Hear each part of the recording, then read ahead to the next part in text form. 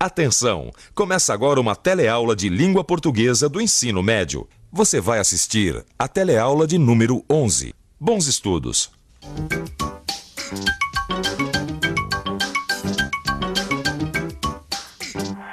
Na teleaula de hoje, você vai ver que existem algumas diferenças entre o português falado aqui e o falado em outros países. Vamos aprender um pouco mais sobre as variedades linguísticas e sobre a história da língua portuguesa. Falaremos também da importância e a influência da língua indígena no jeito que falamos o português no Brasil.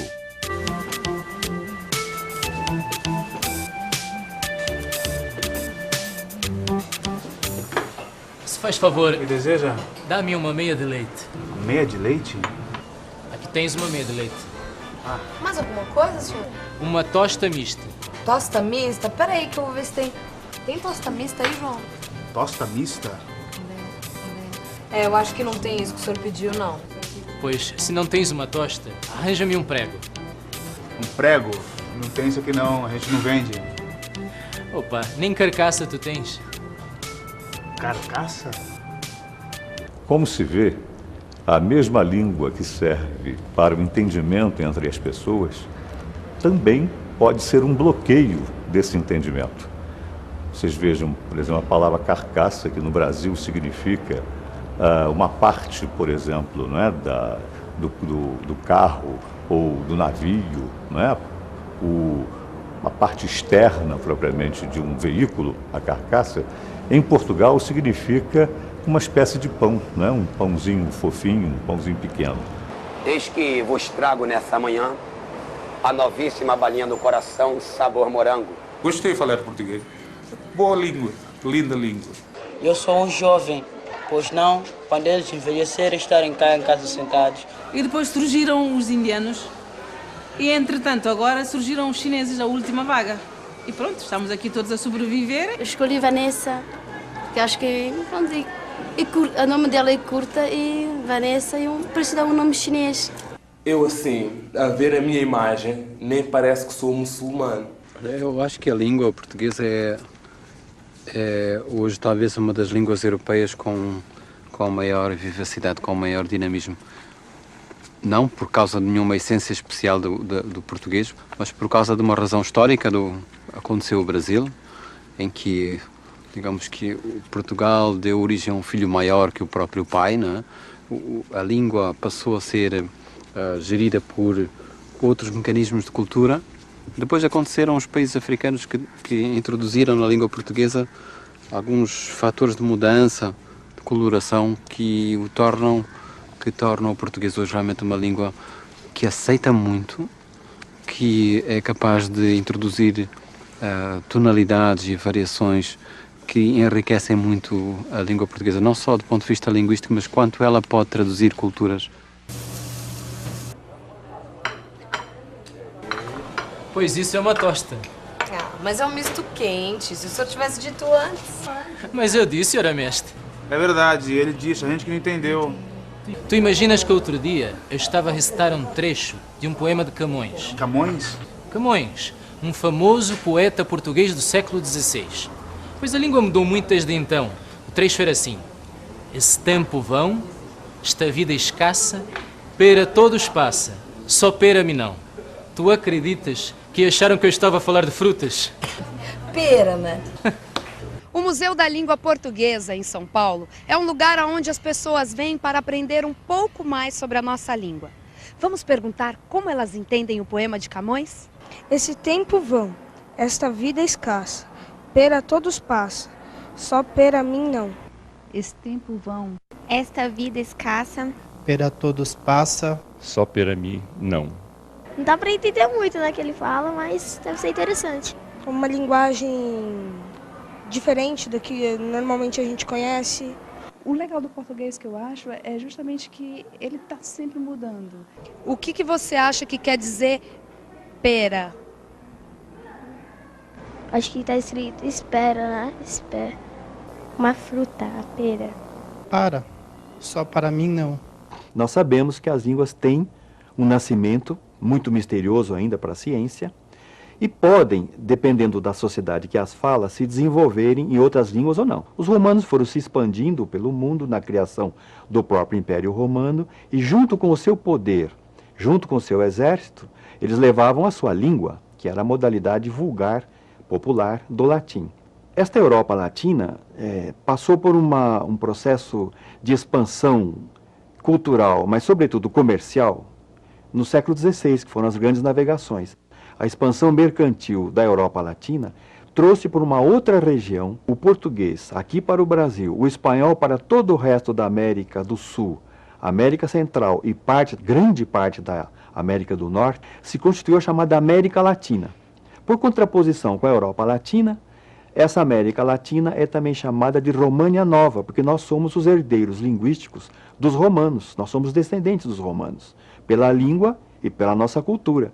O português é uma língua viva, que se transforma. E no Museu da Língua Portuguesa, a gente pode aprender mais sobre suas origens e as diferentes formas como é falada e escrita atualmente. Olha só!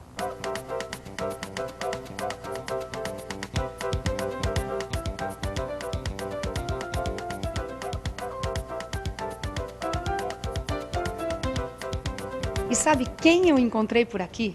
O poeta português Luís de Camões. É um fogo que arde sem se ver, é ferida que dói e não se sente, é um contentamento descontente, é dor que desatina sem doer. Ai.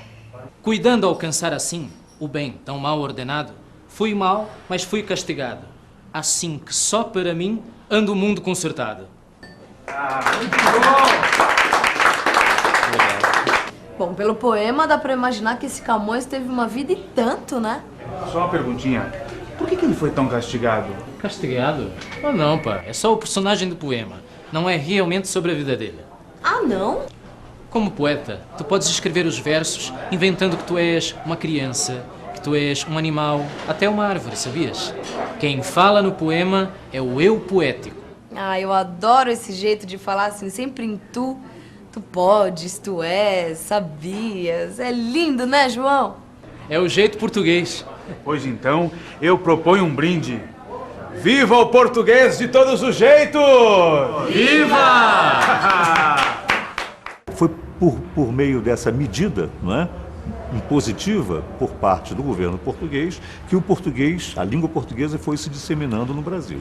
Agora, ela apresenta, né, uma série de diferenças por conta de uma série de contatos que ocorreram entre, né, portugueses e os índios, entre os portugueses e os africanos, né, os escravos, etc. A língua se modificou bastante.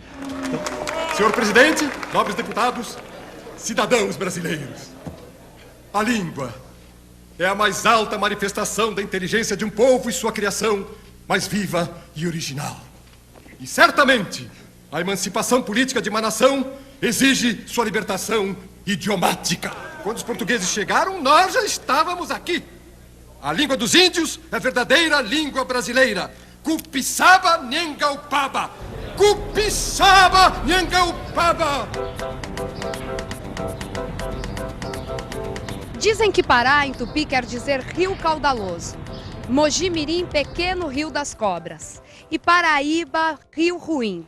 Piratininga significa peixes secos. Pirassununga, peixes roncadores. E Pirapora, o saltar dos peixes. Já Araçatuba é o mesmo que lugar onde há muito araçá. Ainda muitas pistas de como o Tupi foi importante e uma grande influência para o português falado no Brasil. Do Tupi provém a língua geral paulista, que é a língua dos descendentes de portugueses cruzados com índios tupi. Dava para se entender com os índios e dava para se entender com os brancos. Hoje nós chamamos, mais especificamente, essa de língua geral paulista, para distinguir de outra língua geral que, de maneira análoga, se formou no norte do Brasil. Esta língua geral amazônica se constituiu de maneira análoga à da língua geral paulista, isto é, os portugueses, homens portugueses, casando com mulheres indígenas, só que neste caso com mulheres tupinambá.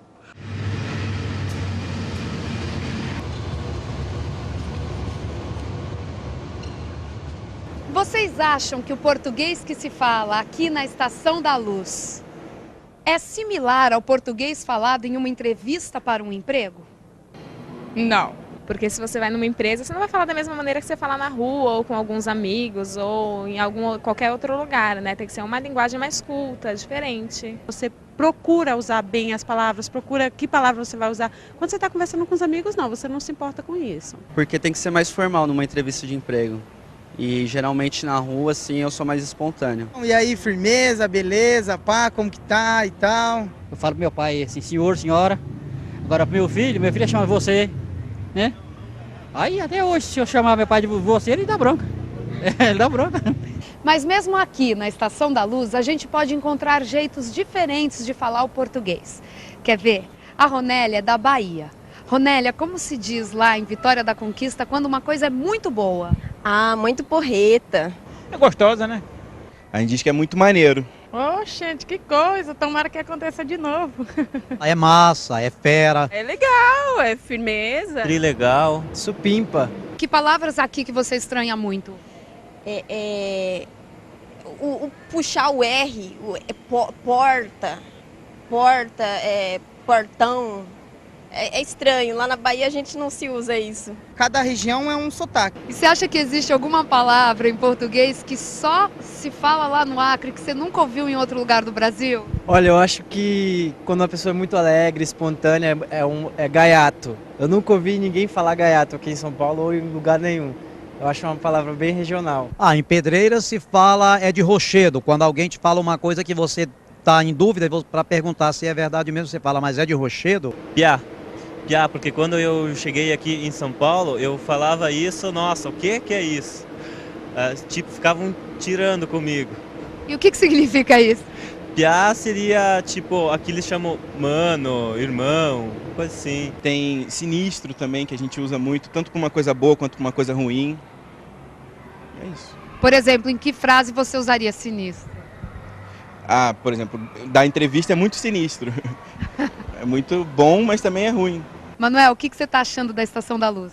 Opa, a Estação da Luz é bestial. Bestial? O que quer dizer isso? Bestial é uma coisa boa, uma coisa legal, fantástica, fenomenal. Quer dizer que bestial em português de Portugal é uma coisa muito boa. Uma coisa muito boa. Dizemos bestial. É uma língua que tinha de passar como, inevitavelmente teria de passar, claro, por transformações segundo os lugares onde a falam, as culturas, as influências. Mas isso não tira nada à evidência de que se trata do corpo da língua portuguesa, é um corpo espalhado pelo mundo. Não importa a situação. Todos nós, falantes da língua portuguesa, temos muitas coisas em comum. A língua é uma delas. E atenção, se liga aí que é hora da revisão. Na teleaula de hoje, nós vimos que existem algumas diferenças entre o português falado aqui e o falado em outros países. Aprendemos também que existem muitas variedades linguísticas, ou seja, a língua varia de acordo com as situações de comunicação. Conhecemos um pouco mais da história do nosso idioma, a língua portuguesa. E para terminar, aprendemos um pouco mais sobre a importância e a influência da língua indígena no jeito que falamos o português no Brasil. Para terminar, conto-vos uma curiosidade. Em Portugal, a tela de TV também se chama ecrã. Até breve.